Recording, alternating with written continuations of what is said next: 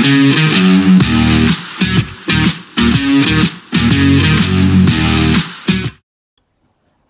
welcome back to the Supercoach Enough channel. In this video, we're going to preview round 3 of the 2025 NRL Fantasy season.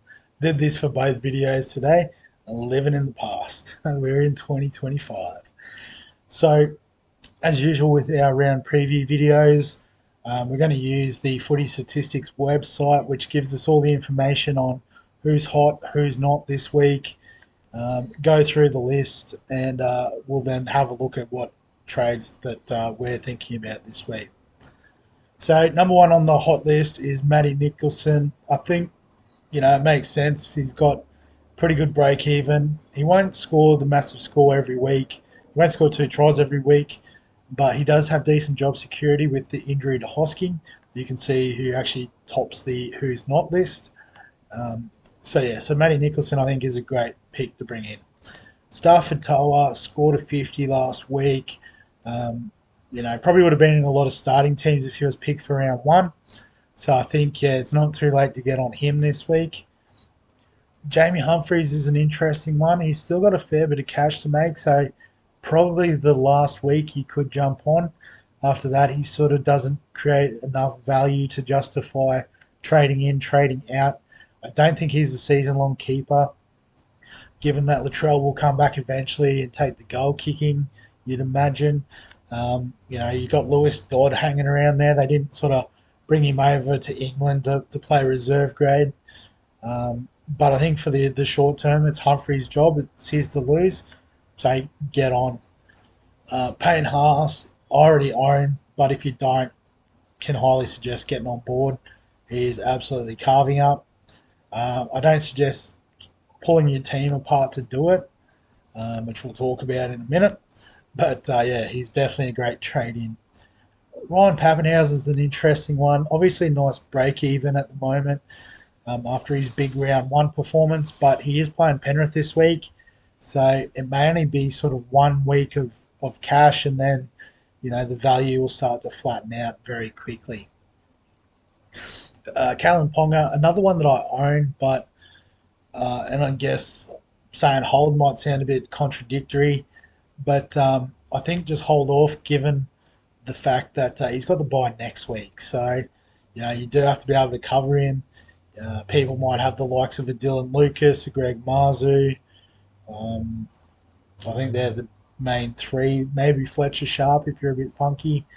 Have you got cover for all those guys? So, if you're comfortable with covering him next week, bring him in, but it's not a priority trading.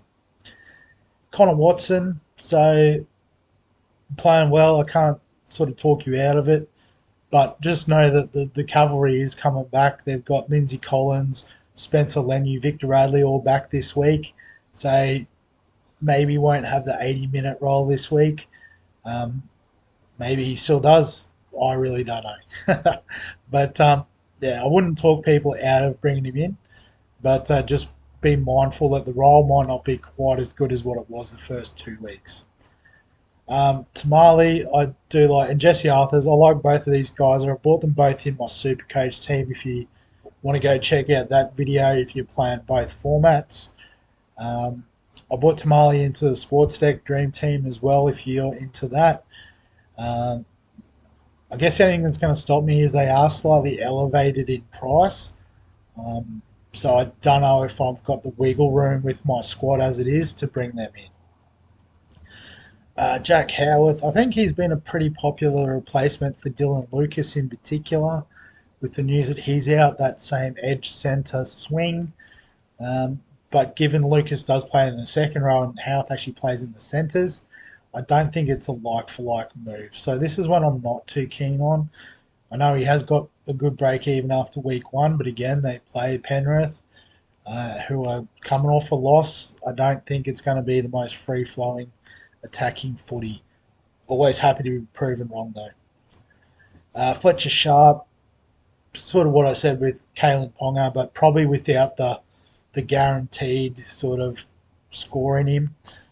He has played well, so again, I can see why people would want to bring him in, but I'd wait 2 weeks, bring him in off of his bye. Corey Horsburgh, I think, yeah, there's still time to bring him in. Going well. Siwa Wong's one I toyed around with bringing in this week, so I can understand that.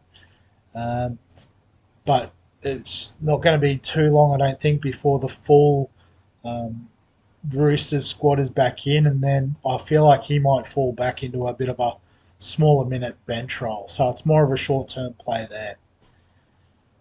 Tino, I don't mind him to be honest. I'd bring him in if I didn't already have such a stacked forward pack. And Terrell May, I guess, same sort of thing.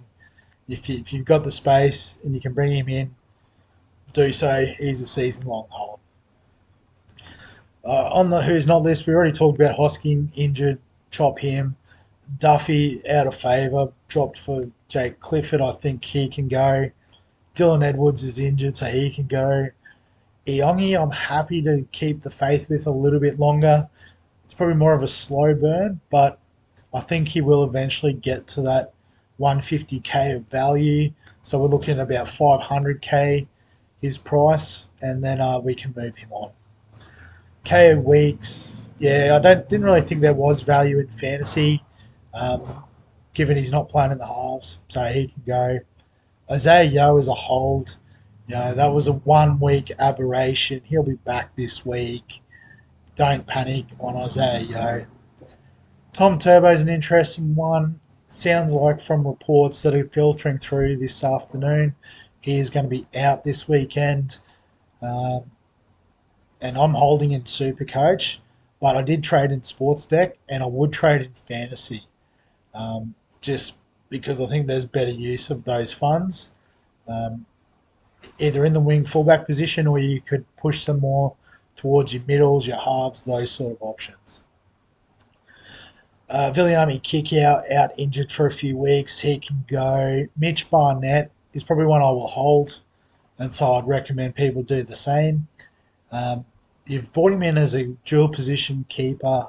I guess with the sort of slow start that he and the Warriors have had, maybe the risk of him playing Origin is starting to fade, which means he could be a really great hold through that period as well. So I can see a few people getting itchy feet, wanting to get on Payne Haas, Jerome May, even Tino, but I would suggest holding. You brought him in for a reason. Keep the faith that he will sort of elevate through the next few weeks.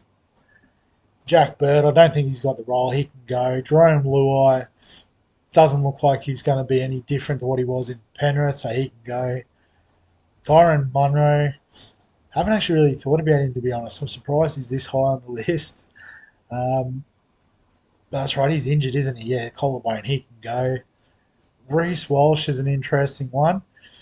Again, he's sort of a player you brought in as a difference maker in the wing fullback position. And they got the Cowboys this week.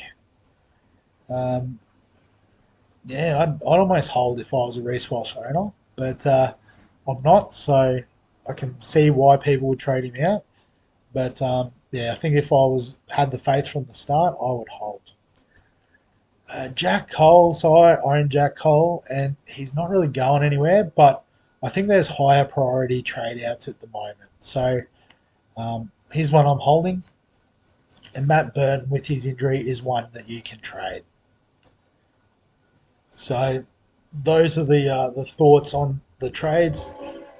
So I guess in terms of my trades this week, um, there was a couple of different decisions. One of them was looking at downgrading someone like a Barnett to sort of then upgrade a Tom Duffy. But when I thought about it, I thought about the fact that, like I said, I brought Barnett in for a reason. His dual position covers middle and edge. Like I said, I think he might sort of play himself out of the Origin contention if he starts a bit slow this season. So that's only going to make it easier to hold him through the middle of the year. Um, and when I think about the other edges, like I could go down to Nicholson. That would then free up the funds for a Duffy to a Tamale or an Arthurs. Um, but long term, I know that I'm happy with Barnett. I'm going to probably bring him back in because if we look at the other options on the edge, So there we go. Finally worked it.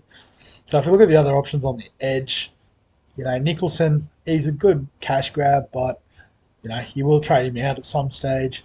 Fermor and Lucas, I just look at as centres.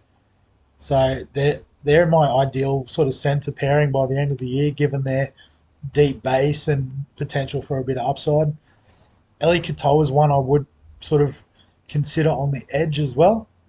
But, he is also 700k, so it's a very sideways trade at the moment to Barnett.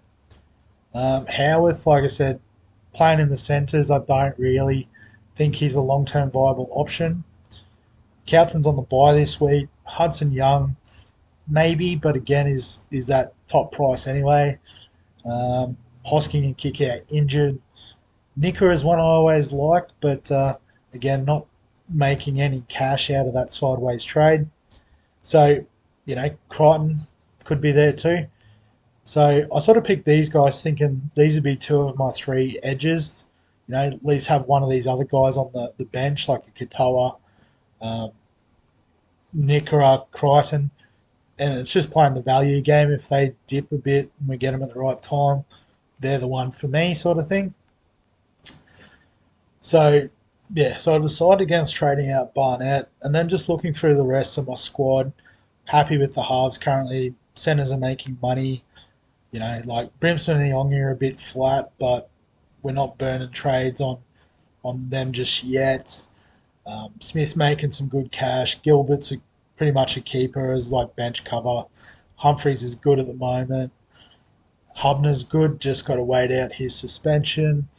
Um, Cole and Smith's like my backup hooker, so I do sort of need to keep him around. Cole, I'm given a chance. So basically, it came down to these two guys aren't really doing much for me, so let's try and find some more value. There was a few cheapies. I think Stafford Toa is the obvious one under 300k. If you haven't got him, makes sense. Like him to Duffy, you actually make 2k. So I think that is a viable trade this week. And that's probably what I did, but fantasy always stuffs up your trades for whatever reason. And so then with Purdue, he could make some money, but I'm trying to make a bit more of quick cash. So Tony Francis is a guy I've had a bit of a rap on. I was hoping he'd get a crack last year, and he only got very limited opportunity. Sounds like with Khan Pereira's hamstring, it'll be a few weeks. So I'm hoping he can jag some tries, make some good meters out of the backfield, and make me a bit more quicker cash than what it looks like Purdue's going to be able to produce in the near future. So that's the thought on trades. But like I said, I can sort of understand why people would downgrade to get to a Nicholson to then upgrade elsewhere. Totally makes sense, but I'm sort of trying to stick to my strategy of going big in the middle. If my team will ever load, I can stop stalling. There we go. So, we brought all these guys in thinking they are just set and forget for the rest of the year. We know we're going to miss Yo and Haas through Origin. Probably Gilbert the way he started for Queensland, maybe Hopgood. But, Terrell May, I don't know how close he is in the picture. And as I said, Barnett, with his slow start, might end up playing himself out of a jersey. So, pretty happy with those sort of gun keepers, and a lot of the rest of the squad I'm happy enough with. So it's just fixing those Cowboys players that have started a bit slow and keeping the faith. Obviously, the downside this week is interchange 4 is a little bit light on. I'm going to go Cole with the loop tonight. And I probably won't need a big number from him. I'm thinking anything over 30 might be safe enough. If not, probably look at Toa against the Dolphins is probably the next target. So Toa will just swap up here instead of Hubner. But yeah, captain, vice captain, with his form he's in, I'm going Payne Haas this week. Normally it would just be see Cleary, set and forget, but against the Storm, I don't know if he'll have all the attacking go his way. So Payne Haas captain, Cleary vice captain, I'm happy with. So yeah, that's the team going into round 3. As always, if you've got any questions, comments, thoughts, feel free to add them below this video. Give us a like if you enjoy the NRL Fantasy content. Subscribe for all the other fantasy content on the channel. And other than that, we'll catch you in the next one.